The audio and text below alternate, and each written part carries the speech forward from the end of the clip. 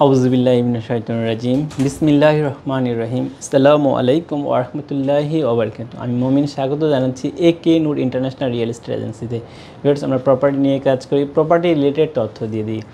আজকেও এই ধরনের একটি তথ্য এসেছে, প্রপার্টি রিলেটেড তথ্য অর্থাৎ আবাসন শিল্পকে নিয়ে তথ্য। এই তথ্যটি আজকে আমি আপনাদের শেয়ার করব। আর এই তথ্যটি আমি পেয়েছি বাংলাদেশ প্রতিদিন অর্থাৎ 8ই সেপ্টেম্বর 2024 সালে এটি হেডলাইনে এসেছে যে এখানে লেখা আছে আবাসন শিল্পের বিপর্যয়।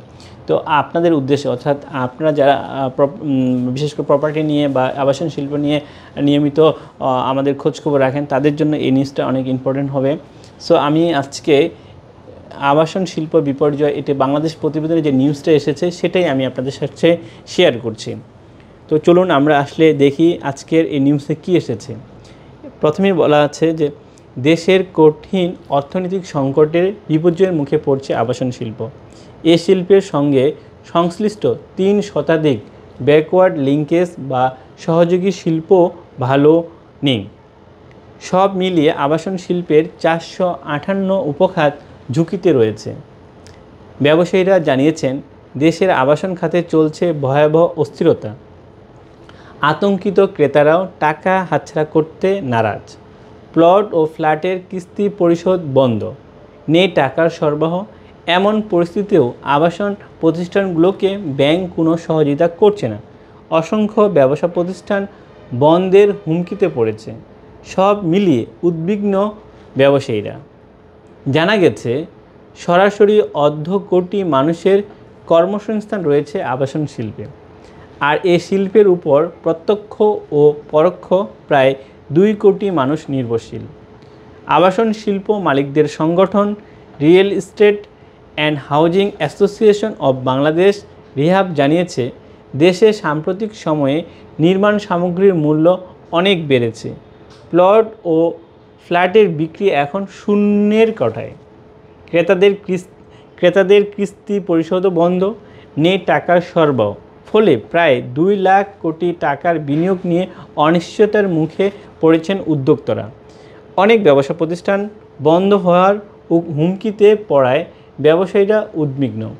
উদ্যোক্তারা বলেছেন মার্কিন যুক্তরাষ্ট্র ও ইউরোপ সহ উন্নত দেশগুলোতে আবাসন খাতে 1% সুদে ঋণ দেওয়া হয়, কিন্তু বাংলাদেশে ক্রেতাদের জন্য সেই ব্যবস্থা নেই।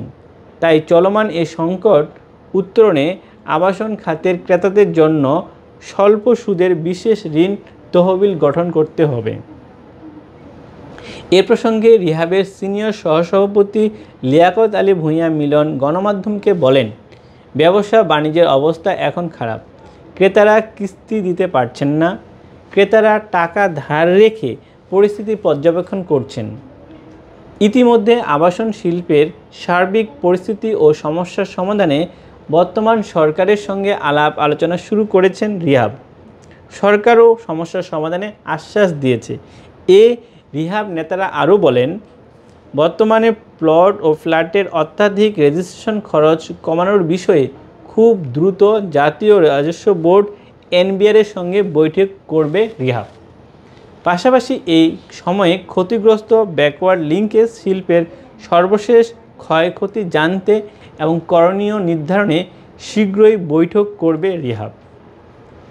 ব্যবসায়ীদের শীর্ষ সংগঠন বাংলাদেশ শিল্প ও বণিক সমিতির ফেডারেশন এফবিসিসিআইয়ের পরিচালক ও জেসিএক্স ডেভেলপমেন্টস লিমিটেডের ব্যবস্থাপনা পরিচালক ইকবাল হোসেন চৌধুরী জুয়েল বলেন, গত 3 মাস ধরে কিস্তি পরিশোধের বন্ধ করে দিয়েছেন ক্রেতারা। ক্রেতাদের অনেকে ছাত্র জনতার আন্দোলনের পর 30 থেকে 40% ক্রেতারা তাদের অর্ডার বা ক্রয়দেশ বাতিল করেছেন। কেউ কিস্তি দিচ্ছেন অনিয়মিত। এই ব্যবসায়ী নেতা জানান, গত সেপ্টেম্বর মাসে 15 থেকে 20টি ফ্ল্যাট বিক্রি হলেও চলতি মাসে 2-1টিতে এসেছে।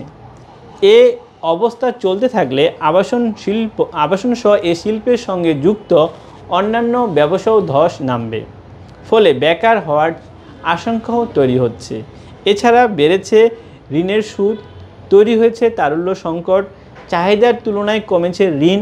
ফলে আবাসন খাত সংশ্লিষ্ট ব্যবসা বাণিজ্যে ধস নামবে। কমে যেতে পারে মোট জাতীয় উৎপাদন বা জিডিপির প্রবৃদ্ধি। যত দ্রুত সম্ভব তারল্য সংকট দূর ও ঋণের সুদ কমাতে হবে।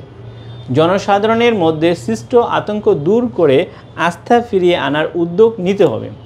আবাসন শিল্পে ব্যবহৃত কাঁচামাল আমদানির জটিলতাও দূর করতে হবে। প্লট ও ফ্ল্যাটের রেজিস্ট্রেশন খরচ কমাতে হবে।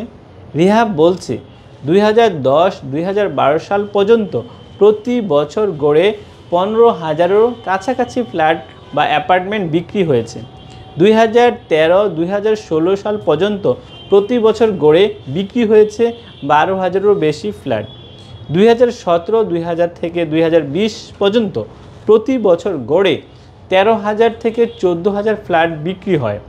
2020 সালের জুলাই থেকে 2022 সালের জুন পর্যন্ত প্রতি বছরে 15,000-এর কাছাকাছি ফ্ল্যাট বিক্রি হয়েছে।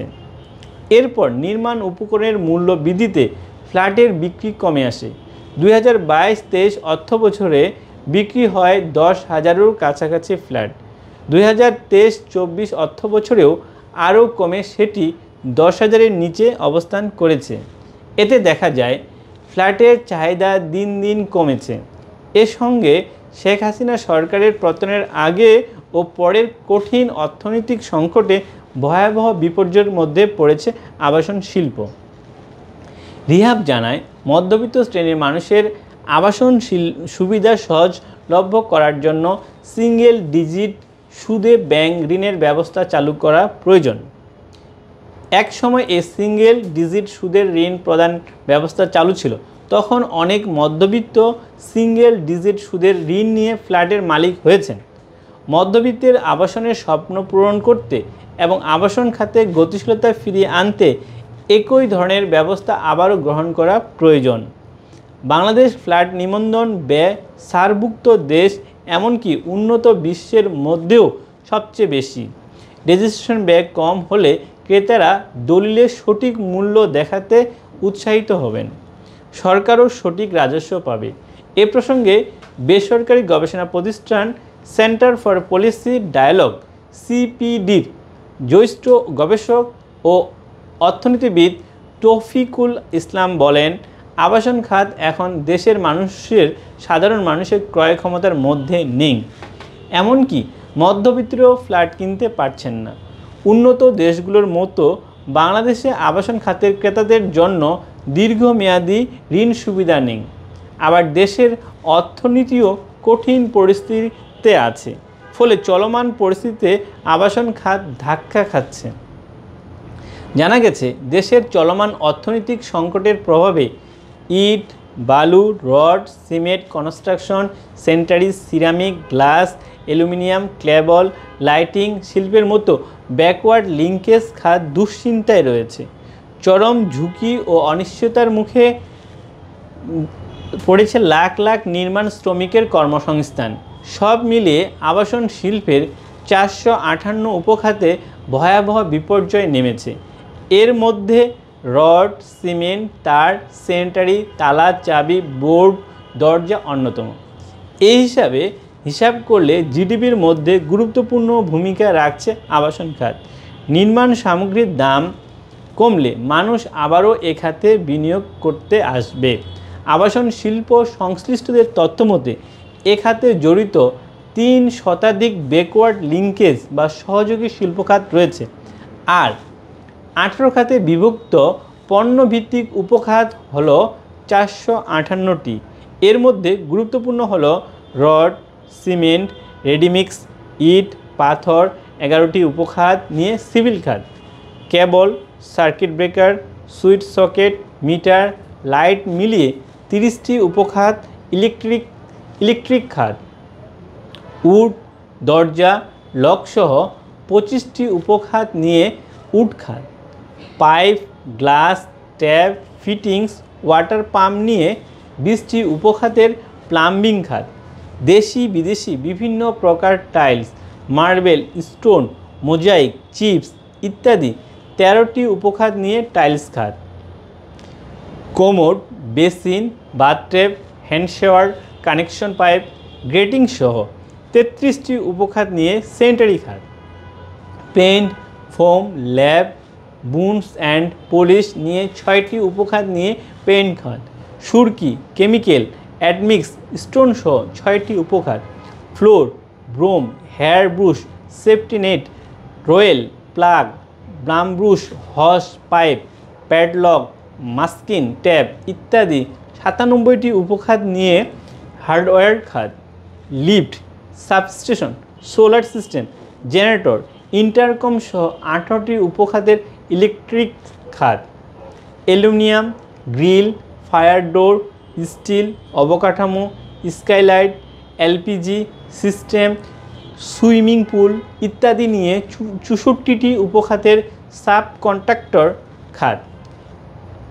Excavator, lead truck, road roller, machine, bulldozer, dump trucks, pipe, driving machine সহ 19টি উপখাতের কনস্ট্রাকশন মেশিনারিজ খাত। সিভিল, ইলেকট্রিক্যাল, স্যানিটারি, টাইলস, পেন্টম, সোয়েল টেস্ট, পাইল ও ওয়ার্ক নিয়ে 26টি উপখাতের শ্রমখাত। এছাড়াও ভূমি উন্নয়ন, প্রশাসনিক, হোম অ্যাপ্লিক্যান্স ও অফিস স্টেশনারি খাতে আরও 90টি উপখাত জড়িত আবাসন শিল্পের সঙ্গে। এসব খাতে 2000-এরও বেশি শিল্প প্রতিষ্ঠানের প্রায় 2 লাখ কোটি টাকার বিনিয়োগ এখন হুমকিতে পড়েছে। এই 3 শতাধিক ব্যাকওয়ার্ড লিঙ্কেজ শিল্পের মধ্যে রয়েছে 27টি কনস্ট্রাকশন সামগ্রী খাত, 43টি বাথ ও কিচেন ফিটিংস সহ পণ্য সামগ্রী উৎপাদন ও সরবরাহকারী খাত। আরও আছে 44টি ইলেকট্রিক্যাল, 44টি ফার্নিচার, 18টি সারফেস ফার্নিং সহ আরও অনেক ব্যাকওয়ার্ড লিঙ্কেজ শিল্প।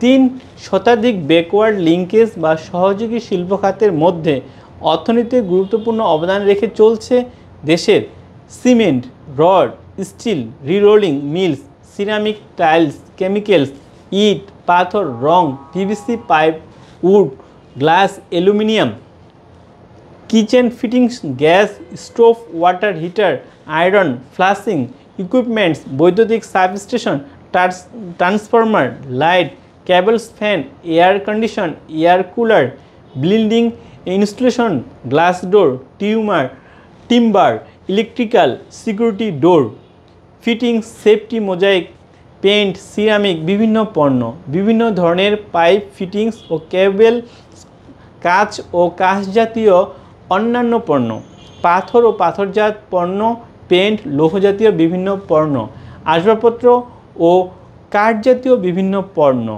প্লাইড, বৈদ্যুতিক ফিটিংস, অন্যান্য সামগ্রী বা নির্মাণ কাজের যন্ত্রপাতি, আঠা জাতীয় বিভিন্ন পণ্য, স্টিলজাত পণ্য, অ্যালুমিনিয়াম খাতের মতো 3 শতাধিক ব্যাকওয়ার্ড লিঙ্কেজ বা সহযোগী শিল্প।